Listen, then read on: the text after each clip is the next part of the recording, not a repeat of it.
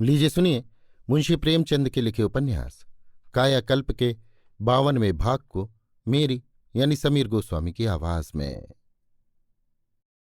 मुंशी वज्रधर ने ये शुभ समाचार सुना तो फौरन घोड़े पर सवार हुए और राजभवन आ पहुंचे। शंखधर उनके आने का समाचार पाकर नंगे पांव दौड़े और उनके चरणों को स्पर्श किया। मुंशी जी ने पोते को छाती से लगा लिया और गदगद कंठ से बोले, ये शुभ दिन भी देखना बदा था बेटा, इसी से अभी तक जीता हूं। ये अभिलाषा पूरी हो गई। बस इतनी लालसा और है कि तुम्हारा राज तिलक देख लूं। तुम्हारी दादी बैठी तुम्हारी राह देख रही है, क्या उन्हें भूल गए? शंखधर ने लजाते हुए कहा, जी नहीं, शाम को जाने का इरादा था। उन्हीं के आशीर्वाद से तो मुझे पिताजी के दर्शन हुए, उन्हें कैसे भूल सकता हूं। मुंशी जी, तुम लल्लू को अपने साथ घसीट नहीं लाए? शंखधर, वो अपने जीवन में जो पवित्र कार्य कर रहे हैं उसे छोड़कर कभी ना आते।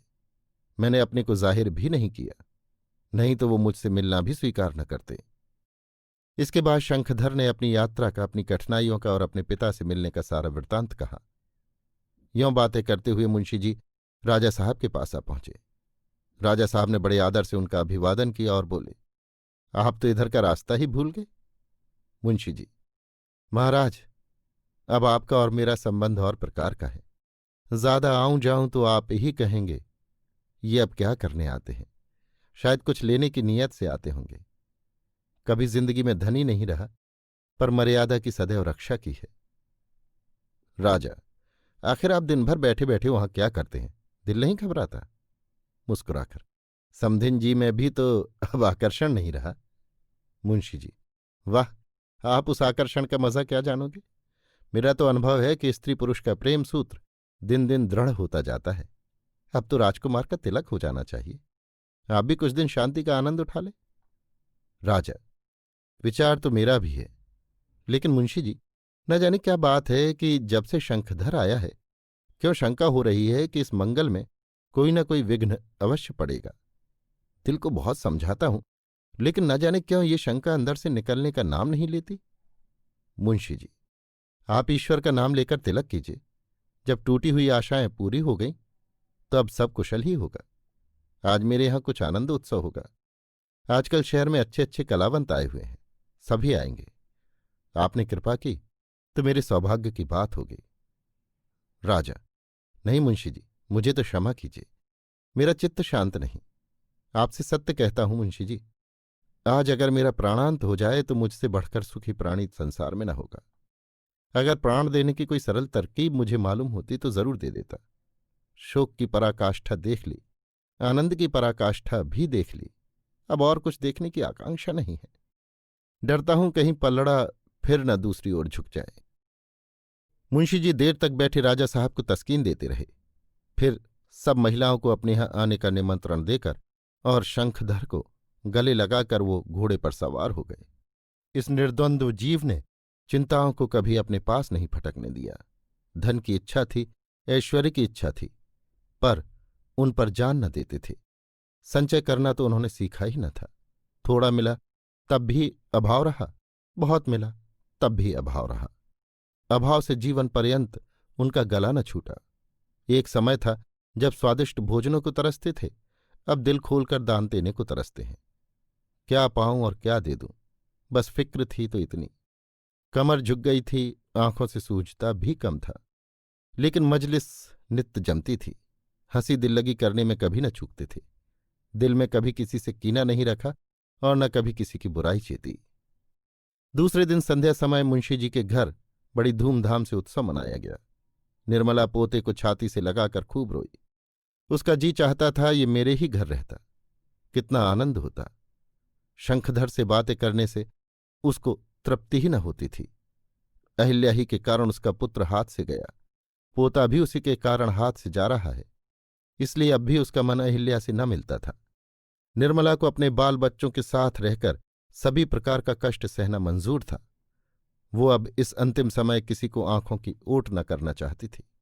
न जाने कब दम निकल जाए, कब आंखें बंद हो जाएं। बेचारी किसी को देख भी न सके। बाहर गाना हो रहा था। मुंशी जी शहर के रईसों की दावत का इंतजाम कर रहे थे। अहिल्या लालटेन ले लेकर घर भर की चीजों को देख रही थी और अपनी चीजों के तहस नहस होने पर मन ही मन झुंझला रही थी।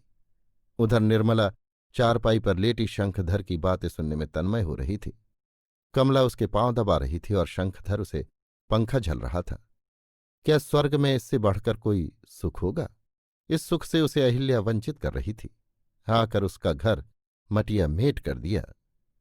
प्रातःकाल जब शंखधर विदा होने लगे तो निर्मला ने कहा, बेटा अब बहुत दिन न चलूंगी, जब तक जीती हूं एक बार रोज आया करना।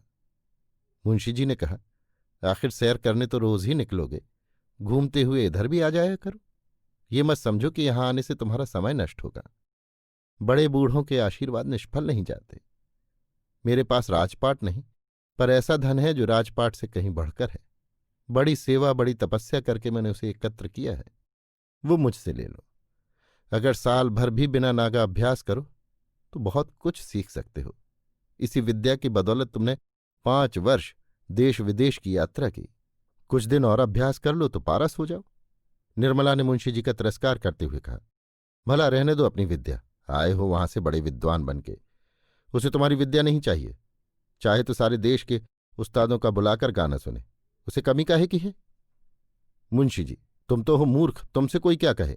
इस विद्या से देवता प्रसन्न हो जाते हैं, ईश्वर के दर्शन हो जाते हैं। तुम्हें कुछ खबर भी है? जो बड़े भाग्यवान होते हैं उन्हें ही ये विद्या आती है। निर्मला, जभी तो बड़े भाग्यवान हो। मुंशी जी, तो और क्या भाग्यहीन हूं? जिसके ऐसा देवरूप पोता हो, ऐसी देवकन्या सी बहू हो, मकान हो, जायदाद हो, 4 को खिलाकर खाता हो, क्या वो अभागा है? जिसकी इज्जत आबरू से निभ जाए, जिसका लोग यश गावें, वही भाग्यवान है। धन गाड़ लेने से कोई भाग्यवान नहीं हो जाता। आज राजा साहब के यहां भी उत्सव था, इसलिए शंखधर इच्छा रहते हुए भी न ठहर सके। स्त्रियां निर्मला के चरणों को अंचल से स्पर्श करके विदा हो गईं। शंखधर खड़े हो गए। निर्मला ने रोते हुए कहा, कल मैं तुम्हारी बाट देखती रहूंगी। शंखधर ने कहा, अवश्य आऊंगा। जब मोटर में बैठ गए तो निर्मला द्वार पर खड़ी होकर उन्हें देखती रही। शंखधर के साथ उसका हृदय भी चला जा रहा था।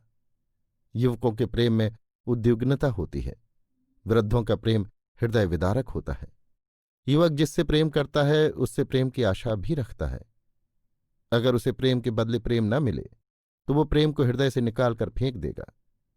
वृद्धजनों की भी क्या वही आशा होती है? वे प्रेम करते हैं और जानते हैं कि इसके बदले में उन्हें कुछ न मिलेगा, या मिलेगा तो दया। शंखधर की आंखों में आंसू न थे, हृदय में तड़प न थी। वो यों प्रसन्नचित्त चले जा रहे थे मानो सैर करके लौटे जा रहे हों। मगर निर्मला का दिल फटा जाता था और मुंशी वज्रधर की आंखों के सामने अंधेरा छा रहा था। अभी आप सुन रहे थे मुंशी प्रेमचंद के लिखे उपन्यास कायाकल्प के 52वें भाग को मेरी यानी समीर गोस्वामी की आवाज में।